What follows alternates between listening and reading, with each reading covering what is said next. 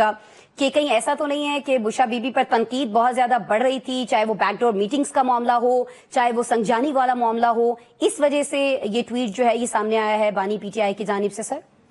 دیکھیں، ایک چیز تو بڑی واضح ہے کہ بشرا بی بی اہلیہ محترمہ ہیں بانی کی، وہ کوشش کر رہی ہیں کہ ان کے ہسبینڈ باہر آئیں، ایز آؤٹ ہوں، چیزیں سسٹم میں دوبارہ آئیں۔ دوسری طرف وہ ملزمہ بھی ہیں توشخانہ 2 کے حوالے سے بھی اور 190 ملین پاؤنڈ کے حوالے سے بھی۔ اب بی بی جو بھی کر رہی ہیں، میں اس وقت بھی آپ کو کہہ رہا تھا جس وقت 24 نومبر کو اسلام آباد پہ چڑھائی کی گئی، میں نے اس وقت بھی کہا آپ کو کہ مذاکرات اور دھرنا کال آف کرنے کی اختیار 2 لوگوں کے پاس ہے، بشرا بی بی کے پاس اور بانی کے پاس، اور بشرا بی بی جو بھی کر رہی ہیں بانی کی پوری حمایت ان کو اس وقت بھی حاصل تھی، آج بھی حاصل ہے۔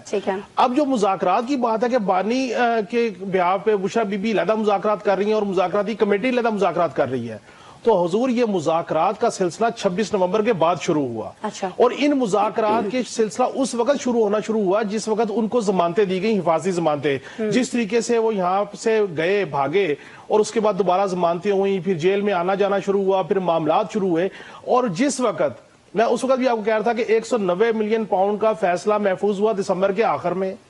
2 دفعہ اس کا فیصلہ مؤخر کیا گیا،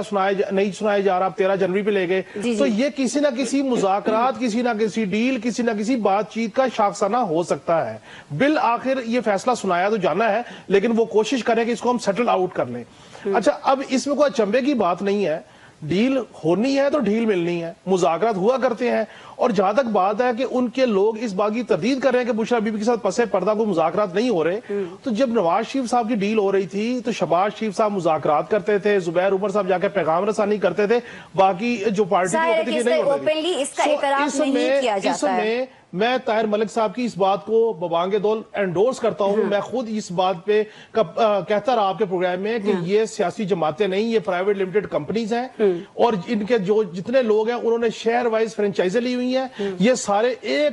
طرف دیکھتے ہیں، وہ عمران خان ہو، وہ نواز شریف صاحب ہو، وہ بلاول ہو، زرداری ہو، اور اس ملک کا المیہ یہ ہے کہ جمہوریت کے نام کے اوپر ہم نے خورشید شاہ جیسے بندے کو بلاول بھٹو کے زرداری کے پیچھے کھڑا کر دیا، ہم نے خواجہ سعد رفیق صاحب کو مریم نواز کے پیچھے کھڑا کر دیا۔ سمجھ گئے سر،